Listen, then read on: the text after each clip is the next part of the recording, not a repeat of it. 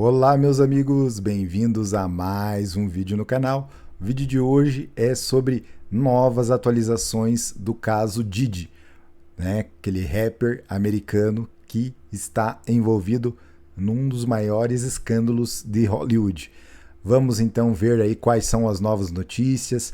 Saiu já a data do julgamento, muita gente está com medo, então vamos saber aí tudo que há de novo sobre a Rihanna. Vamos saber. Antes de tudo, aproveita já para deixar aquele joinha, compartilha o vídeo com os amigos, inscreva-se no canal. Créditos para o canal Planeta Novo. Bora comigo? Em setembro, Sean Combs, o Diddy, segue nas manchetes ao redor do mundo conforme novas informações surgem ou relatos antigos são resgatados. No vídeo de hoje abordaremos uma história de um tiroteio em que ele esteve envolvido em 99, relatos recentes de possíveis vítimas e o envolvimento de famosos apontado pelo advogado de acusação.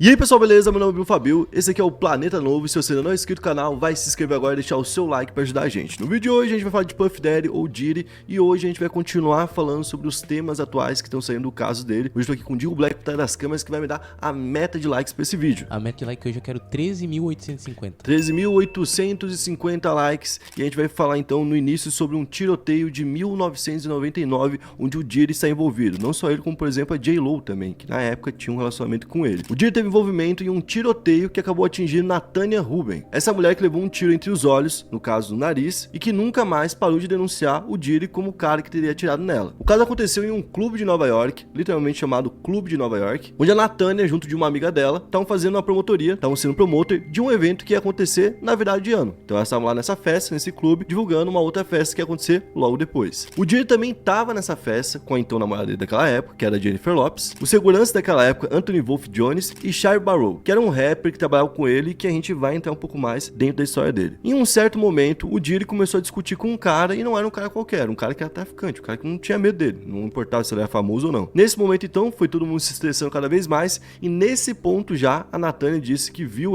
claramente o Diddy com uma arma na mão. Na leitura dela, nesse momento ela teve azar, porque ela estava na direção dele, e ele então atirou e acabou acertando ela, em vez de acertar quem ele queria acertar de fato. E foi nesse momento que o Diddy, a J.Lo e os outros dois estavam junto com eles, né, fugiram do local e fugiram mesmo. Inclusive, um carro da polícia reconheceu eles, passou a perseguir eles e eles não pararam por um bom tempo. Depois de uma breve perseguição, então, o carro da polícia conseguiu alcançar eles e quando chegou lá, encontrou uma pistola com eles. Então a J.Lo foi rapidamente liberada, só que os três homens que estavam envolvidos foram acusados de porte de arma. O Diddy também foi acusado de tentativa de suborno, isso porque ele tentou oferecer $50 mil ao motorista que estava dirigindo naquele momento para assumir a culpa da arma. E o cara não quis assumir e acabou colocando ele em mais um caso. Uma das testemunhas do julgamento foi o cirurgião que salvou a Natanya, que quando ela chegou lá no hospital. Ele contou ao júri que quando ela chegou lá, ela ficava gritando: Puff atirou em mim, Puff atirou em mim. Puff, pra quem não sabe, é o nome que ele usava naquela época. E aí esse caso, por incrível que pareça, nunca teve um desfecho, nunca teve alguém de fato condenado por conta dele, alguém que foi culpado por esses tiros. E a gente teve um ponto importante que prejudicou ali o esclarecimento do caso, que é o fato do cirurgião não ter conseguido remover todos os fragmentos da bala que tinham ali dentro dela, que continuam com ela até hoje, inclusive, e por conta disso os investigadores não conseguiram pegar o material suficiente para fazer a comparação entre a bala que tinha nela e qual arma que deveria ser então, né, a arma de origem. No fim das contas, o Diddy e o segurança dele foram absolvidos, num caso que não passou batido, foi algo que realmente tomou conta de tudo, porque era o namorado da J.Lo e era o Puff Daddy, e tanto ele quanto o segurança se deram bem. Já o Chyne, que tinha apenas 18 anos, que estava junto com ele, que era artista dele, da Bad Boys Records, né, foi condenado a 9 anos de prisão. Ele foi condenado por posse ilegal de arma e agressão de primeiro grau. Ele então cumpriu essa pena, ele praticamente ficou 9 anos de ponta a ponta, certo? E quando ele cumpriu a pena, gente, ele foi deportado pro país de origem dele. Ele foi deportado pra Belize, cara. Mano, mas olha só ele que pagou pelo bagulho. Exato. Foi a mesma coisa que eu pensei, né? Pô, todos os famosos estavam envolvidos, mas só o de menos fama que foi preso realmente, né? É um sinal aí, né, que o dinheiro manda muito nessas questões. Hoje em dia, olha que doideira, né? Ele é um líder político muito importante de Belize. Hoje ele é o líder da oposição e ele comanda a Câmara dos Deputados do país. tipo assim, doideira total. Isso porque na época, quando ele foi assinar com o Diddy era um grande cara já era importante. Descobriu ele, parecido no movimento que foi feito ali com a Rihanna, do Jay-Z. Foi lá e na época deu um baita contrato pra ele. Não foi um contrato ruim, não. Ofereceu milhões de dólares. Então ele pegou uma grana muito boa. Quando ele saiu, ele tinha essa grana, né? Pegou um contrato que obrigava o Diddy a produzir ali 5 álbuns dele. Algo que ele não conseguiu cumprir, porque ele foi preso antes. E ele ia ganhar ainda mais 2 casas e 5 carros à escolha dele. Então, tipo, quando ele saiu, ele tinha ali um estofo por trás. E ele foi um cara que culpou diretamente o Diddy por essa prisão e por ter acabado com a vida dele. Por quê? Segundo ele tinha depositado toda a confiança dele no Diddy, porque o Diddy tinha mudado a vida dele, tinha resgatado ele de tudo isso e colocado ele nesse patamar. E do nada o Diddy sumiu. Eles foram presos naquele dia e ele sumiu. Ele não falou mais com o cara, ele não teve mais o lado do cara. E ele basicamente ajudou algumas pessoas que foram testemunhar contra ele. Então, tipo assim, o que foi aparecendo na cabeça dele? Que o Diddy precisava de alguém, entregar alguém pra resolver aquela treta muito rápido. Encontrou ele no meio da situação, colocou ele ali pros leões e foi embora.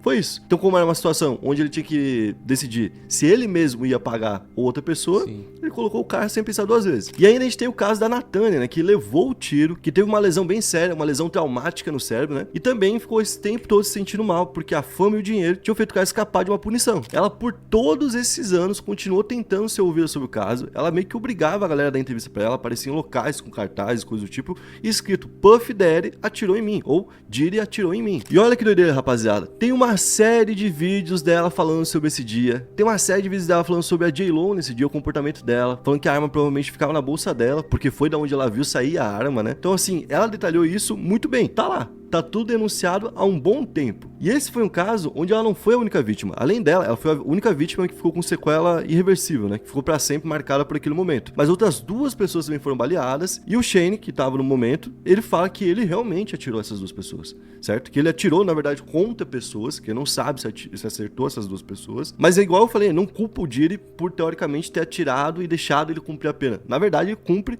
por ter empurrado ele logo pra resolver a situação e tirar os holofotes de cima daquele problema. Tanto é que esse moleque, olha que doideira que o cara fez. Quando ele tava preso, nesse momento que ele tava respondendo ainda, que tava rolando o julgamento, ele fez uma música, uma colaboração com o Usher, em uma das músicas dele que tem mais views, que é a Confessions 2. Então ele participou de um remix que o Usher fez. Na época o Usher chamou ele, o Twister e também o Kanye West. Então, tipo assim, olha só, era um negócio realmente muito grande pra aquela época. E ele participa de dentro da cadeia, galera. A parte dele na música é através de um telefone de cadeia. Você consegue ver pela qualidade, que é um telefone daqueles bem ruim. E na música ele fala que ele atirou mesmo e que se ele não atirasse, hoje ele estaria morto. Ou seja, ele assume que realmente ele atirou contra essas 2 pessoas, certo? Mas tudo isso que rolou com ele e todo esse apagamento histórico que rolou com o cara, gente, é no mínimo suspeito, né? E por que que isso aconteceu? Porque o Diddy, cara, sempre teve os melhores advogados. Ele sempre pôde contar com os melhores porque ele sempre teve muita grana. Então, pessoal, vocês acham aí que esse Dream Team, né, os melhores advogados vão salvar Diddy desta condenação? Deixa aí nos comentários.